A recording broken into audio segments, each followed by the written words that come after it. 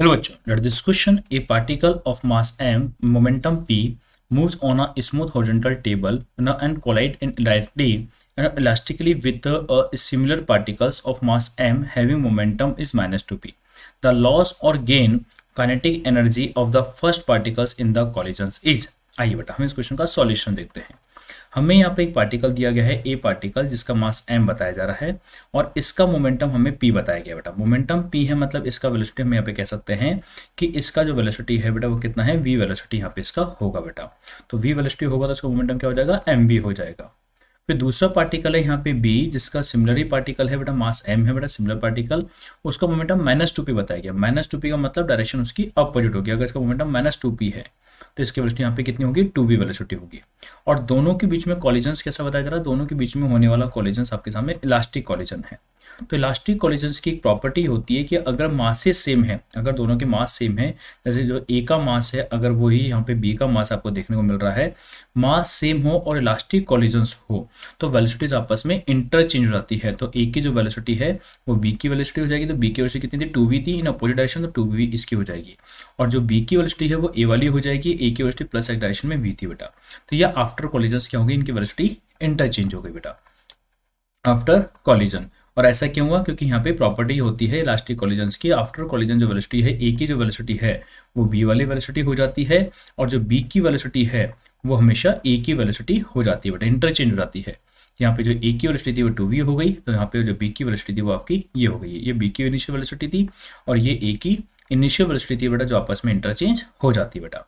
तो अगर ऐसा हो गया तो हमें फर्स्ट पार्टिकल की काइनेटिक एनर्जी पूछी गई है कि गेन होगा या लॉस होगा बेटा। तो अगर मैं कैलकुलेट करूँ बेटा initial kinetic energy of A, initial kinetic energy of particle A, अगर पार्टिकल ए की हम इनिशियल काइनेटिक एनर्जी देखें ऑफ पार्टिकल ए की, अगर इनिशियल काइनेटिक एनर्जी देखें बेटा तो 1/2 मास m है, वेलोसिटी v है, तो 1/2 m v स्क्वायर बेटा। जिसको हम चाहें तो p के फॉर्म में लिखूंगे तो आप p²/2m आप लिख सकते हो बेटा।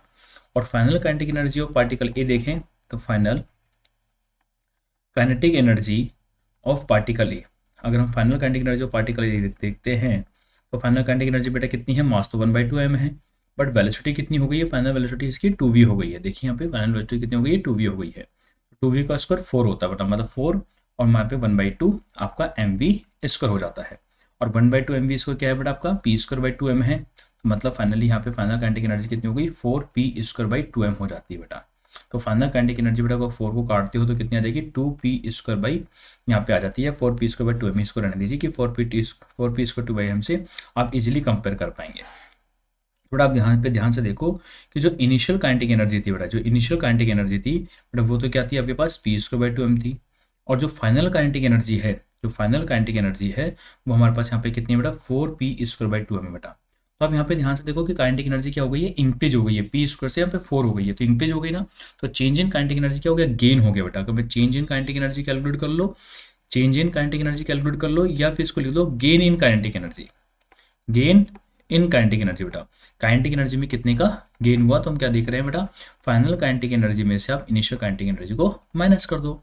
तो फाइनल काइनेटिक एनर्जी बेटा कितनी है, 4p²/2m है, और इनिशियल काइनेटिक एनर्जी बेटा कितनी है, p²/2m है। तो फाइनली कितने का गेन हो गया यहाँ पे, 3p²/2m का यहाँ पे गेन हो जाता है बेटा। तो गेन का मतलब चेंज इन काइनेटिक एनर्जी बेटा।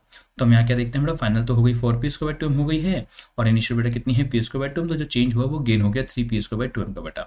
और ये किस में आ रहा है, गेन आपका प्लस में आ रहा है। तो गेन इन काइनेटिक एनर्जी किस में हो गई बेटा, प्लस में हो गई। और गेन क्यों है, क्योंकि यहाँ पे इंक्रीज हो गई बाद में। तो आपका आंसर क्या हो गया, 3p²/2m हो जाता है प्लस का, कि गेन काइनेटिक एनर्जी 3p²/2m हो जाएगी। ओके बेटा, थैंक यू।